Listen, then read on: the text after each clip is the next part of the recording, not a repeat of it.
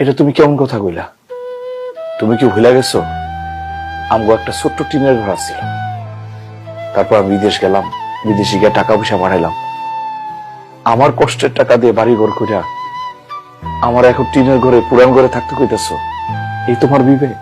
আরে বাবা রে, তরে তারা আজীবনের লেগা পুরান ঘরে থাকতে কইনি, কইছি যে কয়েকটা দিন যায় ওই ঘরে থাক, 20-25টা দিন। হ্যাঁ, আর এর মধ্যে তমাল আর তমালের বউ কয়েকটা দিন এখানে থাকুক, তারপরে না হয় তুই আবার তোর রুমে আইসা পড়িস। আর নতুন বউ, হ্যাঁ, বড় লোকের মাইয়া, ওগো সামনে এখন আমাকে মানিজ্যটা জায়গা না, তুই ওসব দিয়ে বাড়ির বড় পোলা, এটা কি তোর শিখাই দেওয়া লাগে?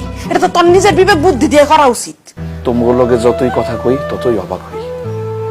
বিশ্বাস করো, এই যে বিদেশে পরের কাজ করতাম, তারাও আমার এতটা অবহেলা করতো না, যতটা কষ্ট আর আঘাত তোমরা দিতেছ। আমার কি মনে হইতেছে জানো, আমি তো তোমার সন্তান না, আর এই বাড়িতে একটা কুকুর বিড়ালের যে দাম আছে সেই দামটা আমার নাই। এটা কোন ধরনের কথা বলি তুই? তুই বাড়ির বড় ছেলে, তোর দাম সবার উপরে আছে। আজের কথা কইছ তো? আব্বা, সেটা তো নিজের চোখেই আমি দেখতেছি। আমি বড় ভাই, আমার বাদ দিয়া তুমি ছোট ভাইটার বিয়ে করাইছো। আমি প্রেম করছিলাম, তোমরা দুজন সেটা মানো নাই, অথচ আমার ছোট ভাই প্রেম করে বিয়ে করছে সেটা তোমরা মেনে নিছো।